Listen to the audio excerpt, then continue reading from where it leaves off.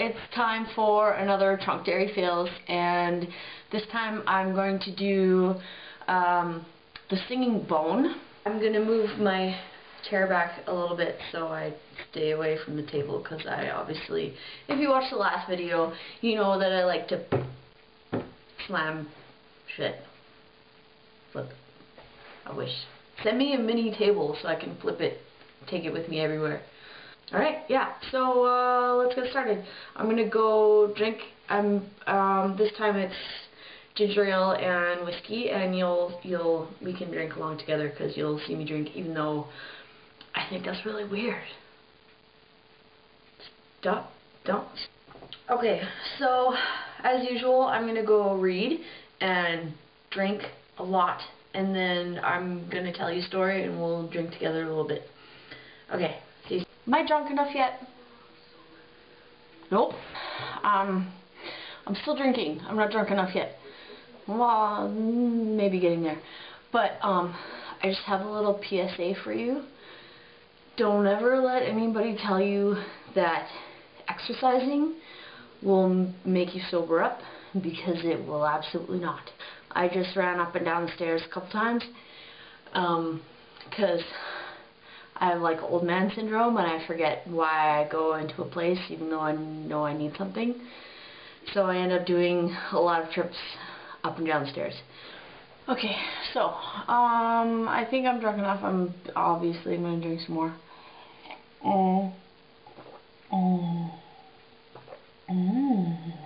Hey, can you see my shirt? I had excuse me. My best friend actually wanted me to. She thinks that I should do this in like a smoking jacket with an ascot and like a little brandy snifter with some straight alcohol. I think that's a really funny idea, to like go back to the Vincent Price days of storytelling. But I really want you guys to see my shirt. I mean, how often do you get a shirt that has, you know, can you see it? I hope you can see it. How about now?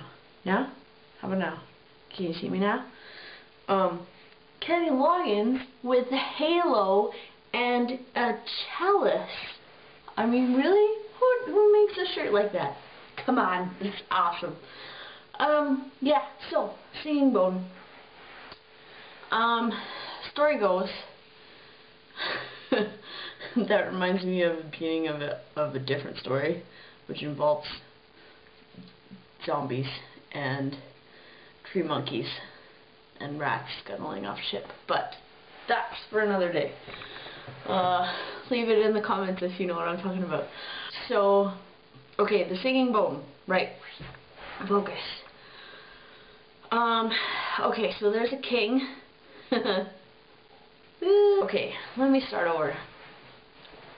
In a certain town, there is a wild boar that is like rampaging through the entire village, and you know, leaving just bodies behind. He's just tearing them up and leaving their rotting carcasses in his path of rampage destruction.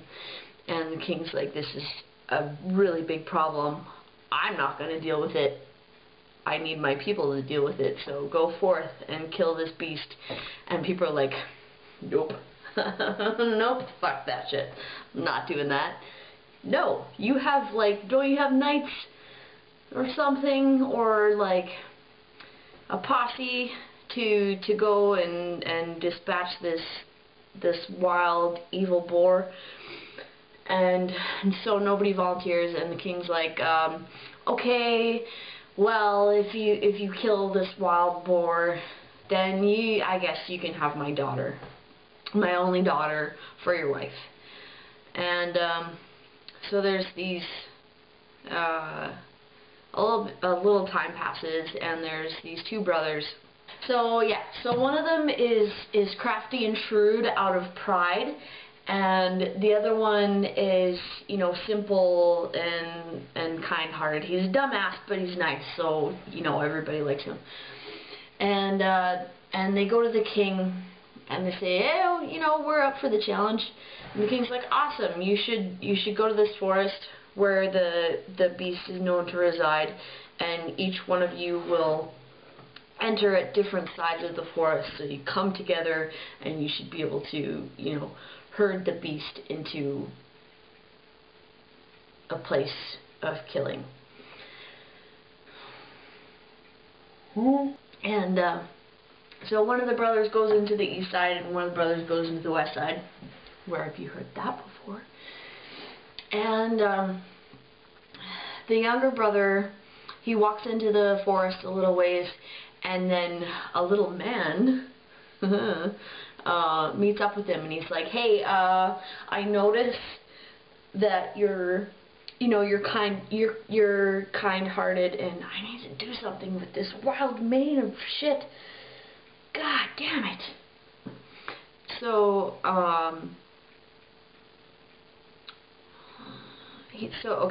so the good brother meets up with the little man, and the little man is like, I see that you're good-hearted. Take this black spear, and the beast, you know, won't be able to defend itself against this amazing spear. And so the brother's like, yeah, thanks, I'll take it. And he goes a little further, and he comes upon the beast, and he's just like, he just pretty much takes it like this, and the beast is charging him, and the beast is so enraged that he doesn't notice that there's a fucking spear pointed straight at him, and he's just like, like, run into my spear. And so the beast does exactly that. He just runs straight into the spear, and the spear cleaves the beast's heart in twain. So the brother's like, sweet, like, done. And he slings the beast over his shoulders and walks off through the other side of the wood. I'm starting to slur my speech. Did you hear that? More booze. And so he gets to the other side of the forest because he's on his way to see the king. And the other brother, the bad brother, hasn't even gone into the woods yet. The good brother stumbles upon this house, and he sees his brother there, who has decided to drink until he feels brave enough to go after the beast.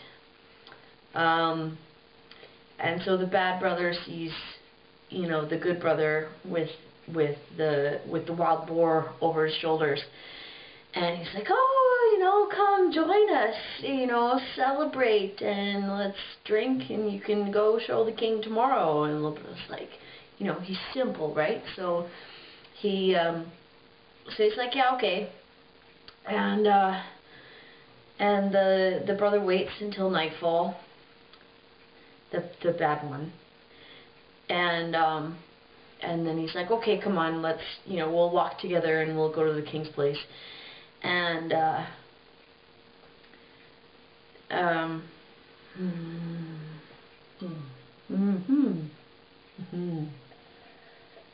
this is getting harder and harder to do from memory. Yeah, okay. So the brothers leave the house where they were drinking at, and they walk together, and they come across this bridge. And the older brother lets the younger brother, who is the good brother and has the beast, go first. And then when they're halfway across, the older brother donkey punches the younger brother so hard. He donkey punches the younger brother so hard that he dies, and which is totally fine with the older brother. And so then drink. So then he buries the younger brother in the brook under the bridge, and he takes the beast and he goes to the king, and he's like, I've done it, I've killed the beast, give me your daughter. And they're like, oh, that's awesome, that's so great, like, we won't be plagued by this fucking wild boar anymore. Who's bothered by a wild boar? and they're like, oh, you know, did you see your brother? And he's like, no, he must have been torn up by the boar in the process. And everybody believes him because that's exactly what the boar does. So he gets to marry the daughter. And then some time passes again, and a shepherd is going, he's taking his sheep across the bridge, and he sees this little bit of white sticking out of the mud under the bridge, and he's like, oh, that's such a pretty white bone, that would make a great mouthpiece. So he, you know, abandons his sheep, and he goes down and he collects the white bone from the mud, and he whittles it away to make it a mouthpiece for his horn. And as he blows through it, it starts to sing, and it starts to tell the story of the brothers, and that. Okay, wait, hold on. I have to read this verbatim because it's just too good. So, yeah, so he blew through it for the first time, and it sings, ah, friend, thou blowest upon my bone. Long have I lain beside the water, my brother slew me for the boar, and took for his wife the king's young daughter. And the shepherd's like, what a wonderful horn, this is amazing, I gotta show the king. And so he goes to the king, to the castle, and he shows the king this horn, and he blows through it, and again the bone sings, and the king's like, oh yeah, I know this story. And so he gets a hold of the older brother, and he puts him in a sack and drowns him in the river, and that's the end of him. And then he orders that the younger brother be dug up from underneath the bridge, from the mud in the brook, and he gets his happily ever after is that he's given a beautiful gravestone and buried in a church. And that's the end of the story. So that was a singing bone and Trunk Dairy Fales number 2. So if you think you know the moral of the story, leave it in the comments. If you have requests, leave it in the comments. If you have a story that you want me to read that you wrote yourself, email it to me. What else? Tell me your ideas. If you want to see something that you haven't seen yet, or even if you have, like, if you can tell me some good editing software that's not iMovie. I mean, no disrespect to iMovie, it's great, it's something that I can use, but something that's a little more user-friendly or can do more things. And also this, I want to show you my tripod. This is my tripod. This is what I've been using. It's a fireplace log, but it's really level, so it's great, right? That's okay. All right, so that's that, and I'll see you next time.